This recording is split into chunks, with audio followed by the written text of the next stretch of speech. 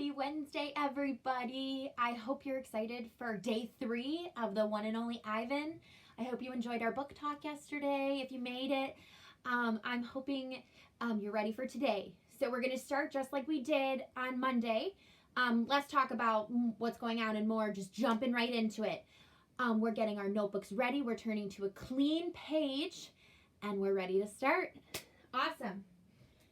For today, we have at the top the one and only Ivan, underlined, all capital letters because it's the title of a book, except for the and. We've got the date, the date, 4/22/20, April 22nd, 2020, and we've got day 3 of our novel study. Closing my door. Under the title, I put chapters 12 through 23. That is what we are going to discuss today, what's going to be on our main topic. And under chapters, skip 2 spaces, please. All the way to the left, we are going to write down our comprehension skill for today. And that is inferencing. Inferencing. Everybody say inferencing. Inferencing is spelled I-N-F-E-R-E-N-C-I-N-G. And when I hear the word inference, right away, I already think of infer, information. It reminds me of science, how we're inferring and we're looking for answers. We're looking to solve hypotheses and predictions. And that's not much different from inferencing when we're reading a book. Inferencing is using what you know and the clues from the text to come to a conclusion. Now, an example I gave my 4th graders the other day was when I think of inferring as well, I think of a detective trying to solve mysteries and solve cases. And in order to solve cases, they have to look for clues. So, our book has all the clues in the world. We just have to read it to find out what they are, and then we can figure out what the story is really about. We can inference. You can use this skill. It's so amazing. And then on the bottom here, I gave you a little picture I really like here. It's a puzzle because detectives and people have to solve the puzzle, find the clues to solve the puzzle. And I have in the corner here, what I know. So what do we already know about the book? And what are our predictions and what have we learned so far? And then it says what the text says. The quotes, the exact direct quotes is what can help us inference. Those are our clues. Those quotations and what Ivan is saying and the story they're telling. That is the clues we need to solve what this story is about and what we're going to learn. So I'm going to have this here. I'm going to hold it for a second. Pause if you'd like to copy from here, but you can always copy off of the website. Pause. And I'm coming back. Woo! Continuing on, everybody. Good work. Skipping 2 spaces down, we're going to vocabulary. So with our next set of chapters, we've got 4 more vocabulary words. We're going to learn 8 new words this week. So cool. So this week, I hope everyone got their notes down. Skip 2 spaces. Write vocab, chapter 12 through 23 vocab. Remember, I have pictures of this. And our first word is lush. Oh, I just love that word. And it's luxuriant and rich. The big word here is rich to remember. When something's lush, it's just so rich. And then it also has a second meaning, and it can mean jungly. So when I think of the word lush, I think of the rainforest and all the green and the big trees that all the animals are living in. That's such a lush place to be. Next word is precision. Oh, I like this word. Precision is accuracy, accurate, perfect. It's very precise is another form of the word. Everything's perfect and done correctly to a T. Our next word is willy. Another word for willy is clever and sharp. I have some very willy students in my classroom. You're also clever and you're very creative. I love it. And last word is undaunted. Ooh, such a cool word. Daunting. It just kind of scares me a little bit. You get a little shake inside. And that's unafraid and fearless. I'm sorry these got wiped a little bit. I'll fix them. The ones you have are better. Unafraid and fearless. You are undaunted by that scary haunted house or that big roller coaster. No fear. Fearless. Unafraid. I love it.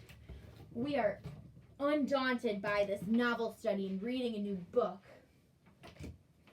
And before we continue on, we're going to do, so pause and make sure you get that written down. You can go back. I'm sorry, I forgot to do that. So you can always scooch back and pause and get the notes written down, or just look on the Google site. You might be able to see them a little bit better today. Okay. Next thing, now once I get through this, you're going to pause again. It's going to take a little bit longer.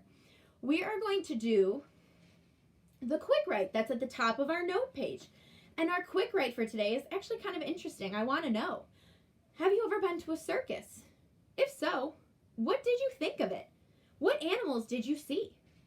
If not, what do you think it would be like? So I've got two sides here. If you've been to the circus and you want to tell me about it and what you saw, but then if you didn't go, which is totally fine. I went when I was really little, so I kind of don't remember. But tell me what you think it would be like. So here's the question. Also on your note page, go ahead and pause if you need to keep reading the question. And I want a couple sentences, 3 or 4. So pause and work. And I'm moving on. If you continue, click me back on. Good job. Ready to read. We're super excited. Grab your books. Grab the laptop that might have your book pulled up, or however you're reading One and Only Ivan. Got my bookmark to page 23 where we finished off on Monday. We discussed at Book Talk Tuesday. It was really, really great and really loved talking with you guys. Now we're back to continue learning about Ivan. TV. My visitors are often surprised when they see the TV Mac put in my domain.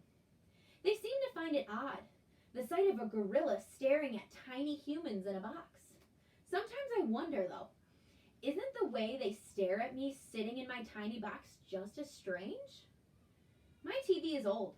It doesn't always work, and sometimes days will go by before anyone remembers to turn it on. I'll watch anything, but I'm particularly fond of cartoons with their bright jungle colors. I especially enjoy it when someone slips on a banana peel. Bob, my dog friend, loves TV almost as much as I do. He prefers to watch professional bowling and cat food commercials. Bob and I have seen many romance movies too. Oh my. In a romance, there's much hugging and sometimes face licking. I have yet to see a single romance starring a gorilla. I wonder if there's a story about a romantic gorilla. We also enjoy old Western movies. So did my grandfather. In a Western, sometimes someone always says, "This town ain't big enough for the both of us, Sheriff." In a Western, you can tell who the good guys are and who the bad guys are. And the good guys always win. Bob says, Westerners are nothing like real life. The Nature Show, next chapter. I have been in my domain for 9,855 days. Have you ever counted how many days you've been alive? Woo, that might take a while. But the worst part about this is the next line. Alone. For a while, when I was young and foolish, I thought I was the last gorilla on Earth. I tried not to dwell on it. Still, it's hard to stay upbeat when you think there are no more of you. Then one night, after I watched a movie about men in black hats with guns and feeble-minded horses, a different show came on. It was not a cartoon, not a romance, not a Western. I saw a lush forest. I heard birds murmuring, the grass moved, the trees rustled. Then I saw him. He was a bit threadbare and scrawny, and not as good looking as I am, to be honest. But sure enough, he was a gorilla. As suddenly as he'd appeared, the gorilla vanished, and in his place was a scruffy white animal called, I learned, a polar bear. And then a chubby water creature called a manatee. And then another animal, and another. All night I sat wondering about the gorilla I'd glimpsed. Where did he live? Would he ever come to visit? If there was a he somewhere, could there be a she as well? Or was it just the two of us in all the world? trapped in our own separate boxes. This is really sad.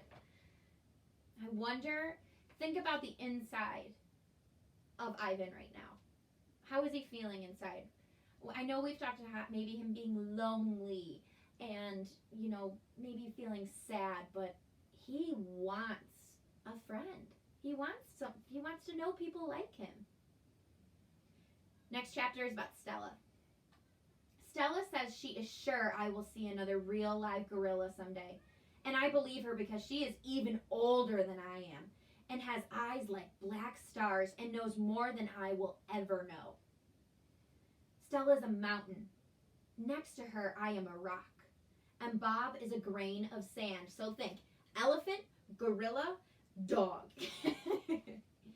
Every night when the stores close and the moon washes the world with milky light, Stella and I talk. We don't have much in common, but we have enough.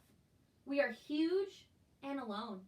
And we both love yogurt raisins. Yum, I do too, Ivan. Sometimes Stella tells stories of her childhood, of leafy canopies hidden by mist and the busy songs of flowing water. Unlike me, she recalls every detail of her past. Stella loves the moon with its untroubled smile. I love the feel of the sun on my belly. She says, "It is quite a belly, my friend."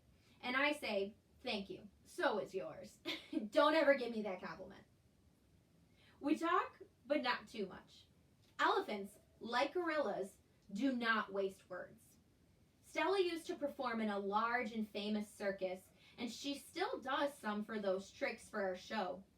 During one stunt, Stella stands on her hind legs, so her back legs, while Snickers jumps on her head. Remember, Snickers is a tiny dog. It's hard to stand on your hind legs when you weigh more than 40 men. If you were a circus elephant and you stand on your hind legs while a dog jumps on your head, you get a treat. If you do not, the claw stick comes swinging.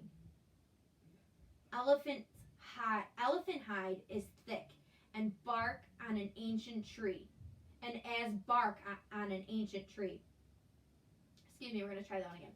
Elephant hide is as thick as bark on an ancient tree. So they're talking about her skin, and it's very thick. But a claw stick can pierce it like a leaf, so it can break through and hurt them. Once Stella saw a trainer hit a bull elephant with a claw stick.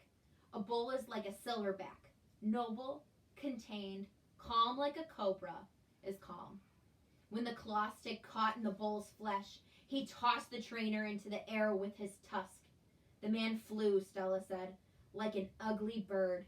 She never saw the bull again. Next is Stella's trunk. Stella's trunk is a miracle. She can pick up a single peanut with elegant precision, so perfectly pick up a peanut, tickle a passing mouse, tap the shoulder of a dozing keeper. Her trunk is remarkable, but still it can't unlatch the door of her tumble-down domain.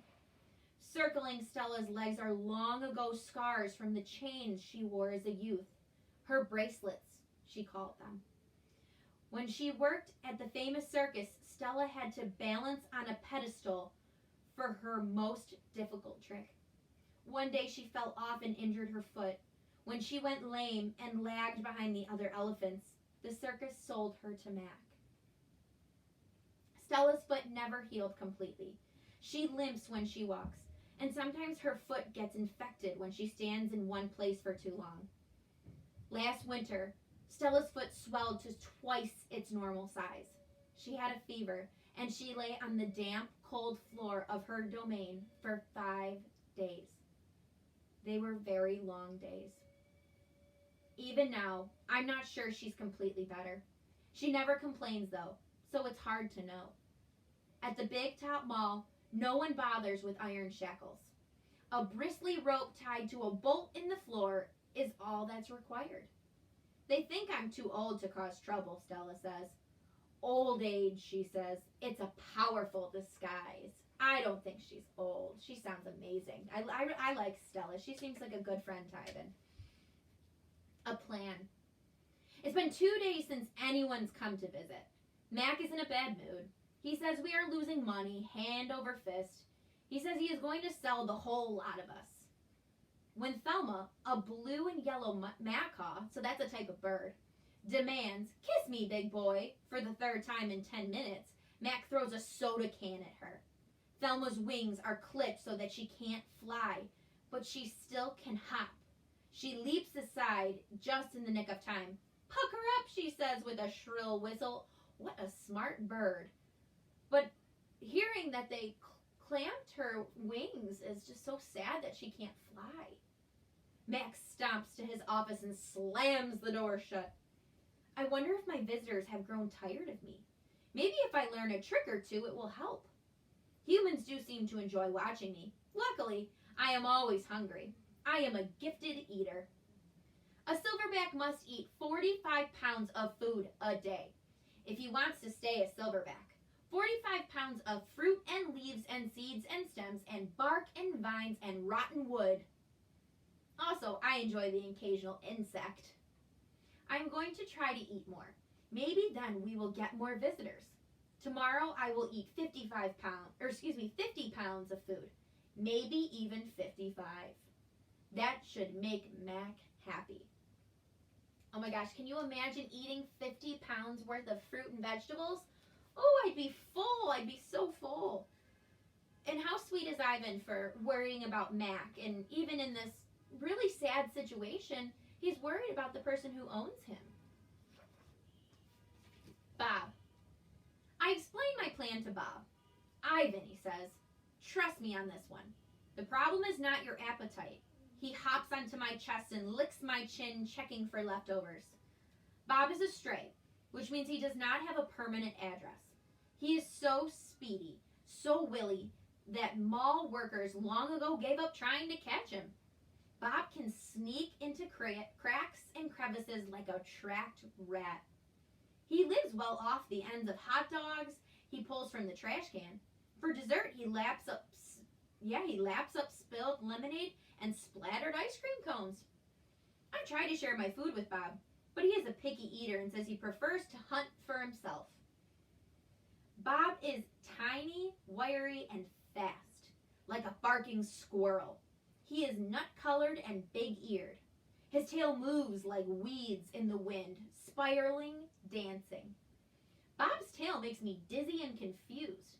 It has meanings with meanings, like human words. I am sad, it says. I am happy, it says. Beware, I may be tiny, but my teeth are sharp. Ivan can tell all that just from how Bob wags his tail. Gorillas don't have any use for tails. Our feelings are uncomplicated. Our rumps are unadored. Remember, rumps is another word for bottom. Bob used to have 3 brothers and 2 sisters. Humans tossed them out of a truck onto the freeway when they were a few weeks old. Bob rolled into a ditch. The others did not.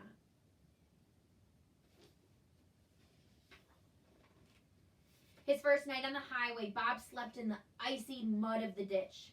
When he woke, he was so cold that his legs would not bend for an hour. The next night, Bob slept under some dirty hay near the big top mall garbage bins. The following night, Bob found the spot in the corner of my domain where the glass is broken. I dreamed that I'd eaten a furry donut, and when I woke in the dark, I discovered a tiny puppy snoring on top of my belly. It had been so long since I'd felt the comfort of any other's warmth that I wasn't sure what to do. Not that I hadn't had visitors. Mac had been in my domain, of course, and many other keepers. I'd seen my share of rats zip past, and the occasional wayward sparrow had fluttered in through a hole in my ceiling. But they never stayed long. I didn't move all night for fear of waking Bob. Inside, I can tell that Ivan, a trait of his is he's very compassionate. I'm sure not many animals would let another different type of animal sleep on their chests. It's really, really nice. The next chapter is wild. Once I asked Bob why he didn't want a home. Humans, I'd noticed, seem to be irrationally fond of dogs. And I could see why a puppy would be easier to cuddle with than, say, a gorilla. Everywhere is my home, Bob answered. I'm a wild beast, my friend. Untamed and undaunted. Ooh, I like it. Fearless. Bob is fearless. I told Bob he could work in the shows like Snickers, the poodle who rides Stella. Bob said, Snickers sleeps on a pink pillow in Mac's office. He said she eats foul-smelling meat from a can. He made a face. His lips curled, revealing tiny needles of teeth. Poodles, he said, are parasites. Ooh. Bob doesn't like poodles, obviously. Next chapter is Picasso. Remember, Picasso is a famous artist that you probably learned about in art class with Miss Malinowski. Mac gives me a fresh crayon, a yellow one, and 10 pieces of paper. Time to earn your keep, Picasso, he mutters. Oh, he's calling him Picasso. I wonder who this Picasso is. Does he have a tire swing like me? Does he ever eat his crayons? I know I have lost my magic, so I try my very best. I clutch the crayon and think. I scan my domain. What is yellow? A banana. I draw a banana. The paper tears, but only a little. I lean back and Mac picks up the drawing. Another day, another scribble, he says. 1 down, 9 to go. What is yellow, I wonder, scanning my domain? I draw another banana. And then I draw 8 more bananas. What a talent he is. All right, this is the last chapter I'm going to read to you, and then you are in charge of the next couple. Last one is 3 visitors. 3 visitors are here. A woman, a boy, and a girl. I strut across my domain for them. I dangle from my tire swing. I eat 3 banana peels in a row. The boy spits at my window. The girl throws a handful of pebbles. Sometimes I'm glad the glass is there. Poor Ivan. All right, friends, so you are in charge of reading from page 41 to page 45. All right, 41 to 45. Thank you. And finish off your note page for today. Remember to do your vocab and your true and false questions. And then let's talk really quick about our inferencing question at the end of the page. So the question says, on the lines below, write 1 or more quotes from the text that supports the following statement. So remember, quotes are things that the characters in our book are saying. They're lines from the book. And this says, the statement we want to inference and support, Stella is a good friend to Ivan. So I want you to find a quote from the book in the chapters we just read and pick a quote that supports that Stella is a good friend to Ivan. What does Stella do that's a really nice thing for Ivan? All right?